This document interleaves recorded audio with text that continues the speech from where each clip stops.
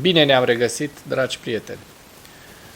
La această oră la care eu realizez acest material sunt tot felul de zvonuri, tot felul de știri, de informații, cum că Georgescu, Șoșoacă și mai mulți influenceri sunt în afara țării. Unii influenceri s-au filmat în avioane, alții stând la coadă în vamă, iar Georgescu nu mai răspunde la niciun telefon. Așa că mai multă lume din social media, mai mulți influenceri mari, cred că acești oameni care sunt posibili a fi condamnați de trădare națională,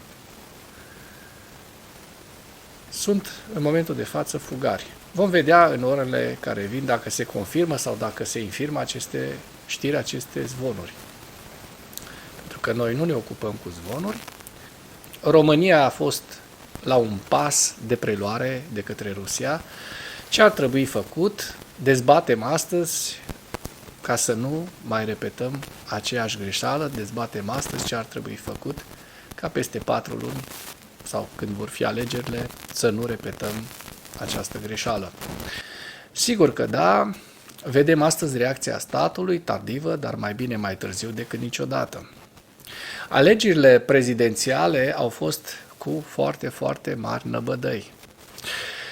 A fost România într-un pericol atât de mare încât trebuiau oprite alegerile și anulat primul tur? Cu siguranță urmează să descoperim dacă da sau nu, urmează să descoperim aceste lucruri în câteva zile. Maxim, zic eu, într-o săptămână. Au sărit mulți spunând că Georgescu ar fi câștigat alegerile, ceea ce nu înțeleg acești oameni, că nerespectând legea și Constituția României, a fost precum un atlet dopat într-o competiție. Și eu sunt puțin supărat, pentru că și noi, cealaltă parte, cei care susțineam democrația, am avut un candidat în care credeam și credeam că va câștiga. Deci nu puteam să jucăm România la ruleta rusească. Am văzut și reacția destul de extremă a Elenei Lasconi.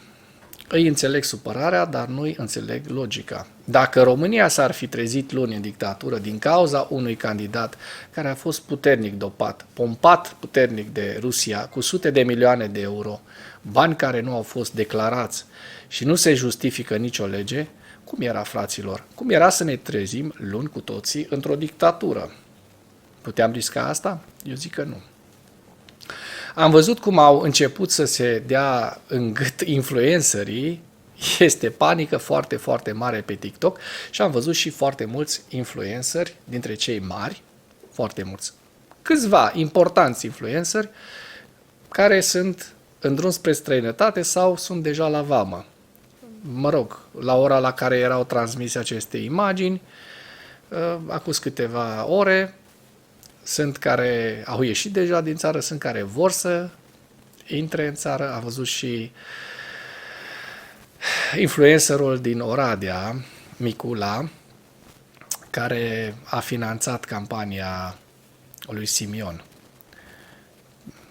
Ce zic oamenii, ceilalți influenceri despre el? Mă rog, vom vedea ce se va întâmpla. Nu putem să ne pronunțăm încă. Dar ce putem să ne pronunțăm? CCR a publicat motivarea deciziei, care este una foarte solidă, dar care era ideal a fi fost luată mai devreme la renumărarea voturilor. Iar dacă trebuia prevenit cumva această nebunie, dacă trebuia prevenită în vreun fel, CCR trebuia să invalideze candidatura lui Călin Georgescu înainte de alegeri. Existau toate motivele, precum în cazul lui Șoșoacă. Dacă există dovezi de trădare, parchetul ar trebui să acționeze rapid și văd că o face, dar trebuie să meargă din cea mai mică văgăună până la vârful piramidei. Și nu doar în cazul lui Georgescu, ci și în cazul celorlalți spioni și oameni care sunt plătiți de către Rusia, care colcăie inclusiv în instituțiile statului.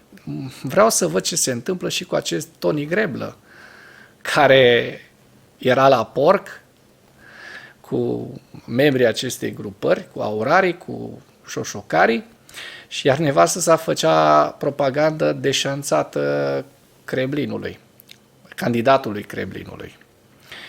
Am auzit că și Ponta ar fi în drum spre țări străine. Dispar conturi false care trolau ca orice din Lord of the Rings. Oare Cătălin sau Călin ăsta, Kremlin Georgescu, ce o face în acest weekend?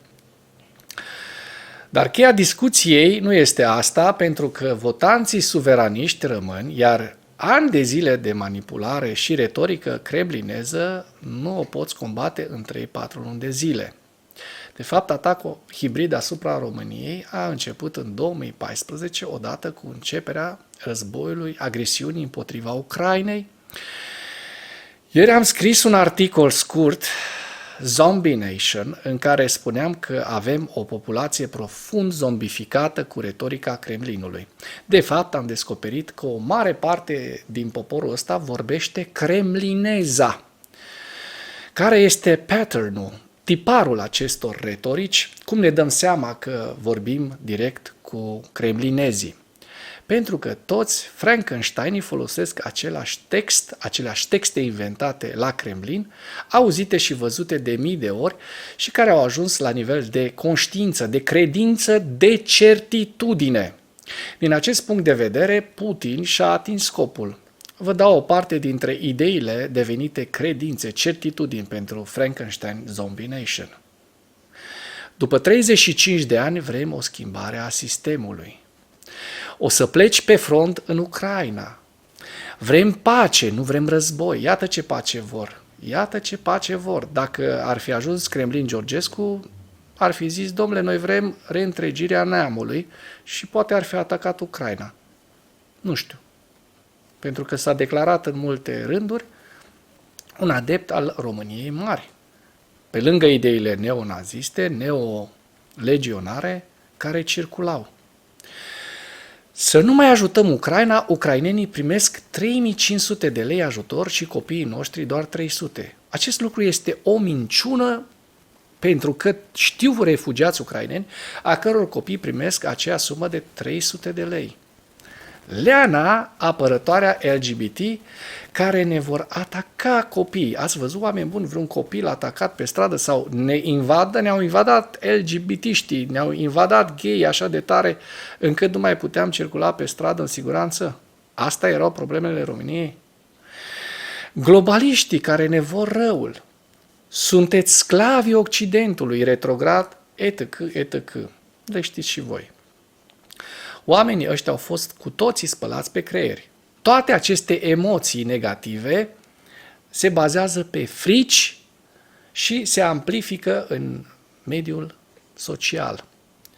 Cei care rostogolesc pe nemestecate aceste retorici nu simt deloc jenă că alții le-au băgat aceste texte în cap cu care ei rezonează și se simt chiar jigniți dacă încerci să le prezinți tot acest tipar de manipulare rusească.